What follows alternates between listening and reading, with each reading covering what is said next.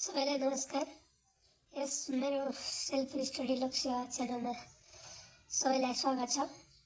आज म आर्थिक सर्वेक्षण सम्बन्धी केही महत्त्वपूर्ण जानकारी लिएर आएको छु। आर्थिक सर्वेक्षण 2081 आर्थिक वृद्धि 4.61%, अर्थतन्त्रको आकार रु 61 खर्ब 7 अर्ब, कुल ग्रस्त उत्पादनमा जीडीपीमा कृषि क्षेत्रको योगदान 25.16%, उद्योग क्षेत्रको योगदान 12.83%, सेवा क्षेत्रको योगदान चाहिँ 62.01%, प्रति व्यक्ति कुल राष्ट्रिय आय 1517 अमेरिकी डलर, औसत उपभोक्ता मुद्रास्फीति 4.72%, विश्व आर्थिक वृद्धि दर सन् 2024 विश्व अर्थतन्त्र 3.3% विस्तार भएको, सन् 2025 विश्व अर्थतन्त्र 2.8% विस्तार हुने आइएमएफले प्रक्षेपण गरेको छ। त्यसै गरी नेपालको आर्थिक वृद्धि दर आर्थिक वर्ष 2081 आर्थिक सर्वेक्षण अनुसार 4.61%। त्यसै गरी जीडीपीमा योगदान, कुल ग्रस्त उत्पादनमा कृषि क्षेत्रको योगदान 25.20 छ भने गैर कृषि क्षेत्रको योगदान 74.8% रहेको छ। त्यसै गरी प्रति व्यक्ति कुल ग्रस्त उत्पादन प्रचलित मूल्यमा रुपैयाँमा गणना गर्दाखेरि 2,03,538, प्रति व्यक्ति कुल ग्रस्त उत्पादन 1496 अमेरिकी डलर, प्रति व्यक्ति राष्ट्रिय आय 1517 अमेरिकी डलर, प्रति व्यक्ति कुल खर्चयोग्य आय 1940 अमेरिकी डलर। त्यसै गरी कुल ग्रस्त उत्पादनको क्षेत्रगत संरचना अनुसार आर्थिक वृद्धि दर प्राथमिक क्षेत्रको 3.25%, द्वितीय क्षेत्रको 4.65%, सेवा क्षेत्रको 4.21%, जीडीपीमा योगदान प्राथमिक क्षेत्रको 25.62%, द्वितीय क्षेत्रको 12.37%, सेवा क्षेत्रको 62.01%, जीडीपीमा योगदान कृषि क्षेत्रको 25.16%, उद्योग क्षेत्रको 12.83%, सेवा क्षेत्रको 62.01% रहेको छ। अब जीडीपीमा योगदान फेरि पनि कृषि क्षेत्रको 25.1 छ, उद्योग क्षेत्रको 12.83 र सेवा क्षेत्रको चाहिँ 62.01% जीडीपीमा योगदान रहेको छ। अब छ क्षेत्रगत वर्गीकरण अनुसार कुल मूल्य अभिवृद्धि। नम्बर 1 कृषि क्षेत्र। कृषि क्षेत्रको जीडीपीमा योगदान 25.16 रहेको छ भने कृषि क्षेत्रको कुल मूल्य अभिवृद्धि 3.8, मूल्य अभिवृद्धि वृद्धि दर 3.28% रहेको छ। त्यसै गरी उद्योग क्षेत्र अन्तर्गत खाद्य तथा उत्खनन क्षेत्र, उत्पादनमूलक उद्योग, निर्माण क्षेत्र, विद्युत ग्यास तथा बाष्प, पानी आपूर्ति ढल फोहोर व्यवस्थापन लगायतका क्षेत्रहरू उद्योग क्षेत्र अन्तर्गत पर्ने गर्दछन्, जस अन्तर्गत खाद्य तथा उत्खनन क्षेत्रको कुल मूल्य अभिवृद्धिको वृद्धि दर 1.99% रहेको छ भने खाद्य तथा उत्खनन क्षेत्रको जीडीपीमा योगदान 0.46% रहेको छ। त्यस्तै उत्पादनमूलक उद्योग क्षेत्रको कुल मूल्य अभिवृद्धिको वृद्धि दर 3.78% रहेको छ भने कुल ग्रस्त उत्पादनमा योगदान 4.98% रहेको छ। त्यसै गरी निर्माण क्षेत्रको कुल मूल्य अभिवृद्धिको वृद्धि दर 2.21% रहेको छ भने कुल ग्रस्त उत्पादनमा योगदान जीडीपीमा योगदान निर्माण क्षेत्रको चाहिँ 5.24% रहेको छ।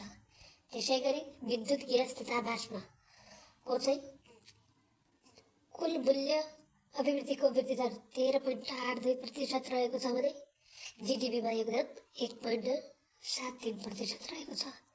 त्यसै गरी पानी आपूर्ति ढल फोहोर व्यवस्थापन अन्तर्गत क्षेत्रको कुल मूल्य अभिवृद्धिको वृद्धि दर 2.09%, जीडीपीमा योगदान 0.42% रहेको छ।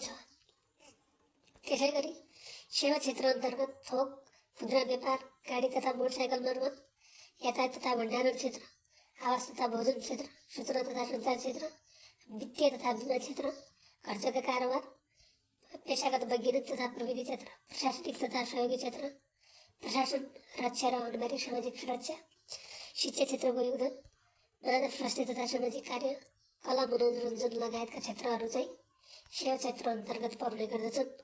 जस अन्तर्गत सेवा क्षेत्रमा चाहिँ अब सेवा क्षेत्र अन्तर्गतको थोक खुद्रा व्यापार, गाडी तथा मोटरसाइकल मर्मत क्षेत्रको जिडिपीमा योगदान 14.55% रहेको छ।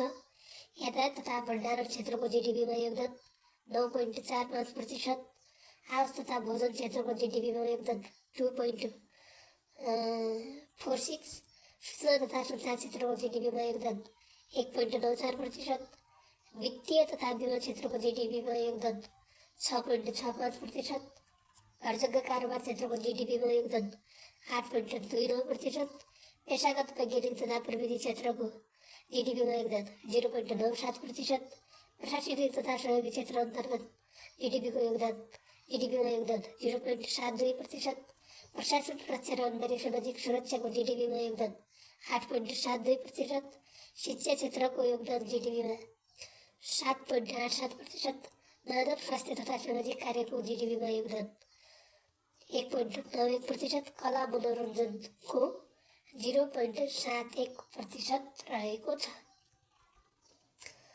अब चाहिँ सार्वजनिक वित्त व्यवस्थापन अन्तर्गत सङ्घीय खर्च संरचना आर्थिक वर्ष 2080-81 चालु खर्च 66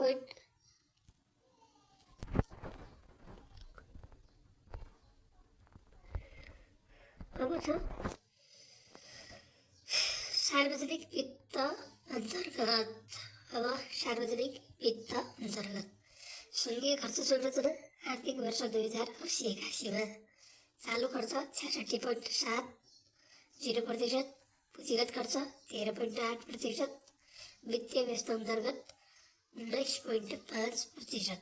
अब राजस्व संरचनामा सबैभन्दा बढी मूल्य वृद्धिकरणको योगदान छ 29.3, त्यसपछि आय खर्च 26.7, त्यसपछि छ भन्सार महसुल 19%, अन्तःशुल्क 13.8%, घर करको 10.8%, अन्य करको 0.3% रहेको छ।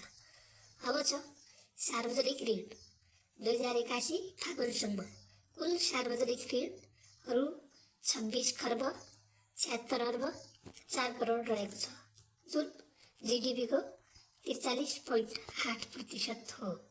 यसमा कुल सार्वजनिक ऋण अन्तर्गत आन्तरिक ऋण रु 13 खर्ब 15 अर्ब 58 करोड रहेको छ, जुन कुल सार्वजनिक ऋणको 49.02% रहेको छ।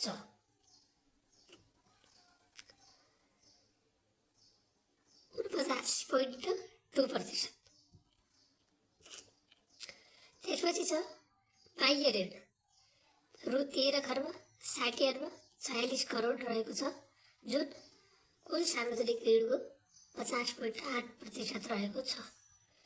त्यसपछि छ वित्त क्षेत्र अन्तर्गत वित्तीय संरचना 2081 फागुनसम्म चाहिँ वाणिज्य बैङ्क 20वटा, विकास बैङ्क 17वटा, वित्त कम्पनी 17वटा, लघु वित्तीय संस्था 52वटा, पूर्वाधार विकास बैङ्क 1वटा, बिमा कम्पनी 37वटा रहेका छन्। अब बिमाको पहुँच पुगेको जनसङ्ख्या 2081 फागुनसम्म 44.17%।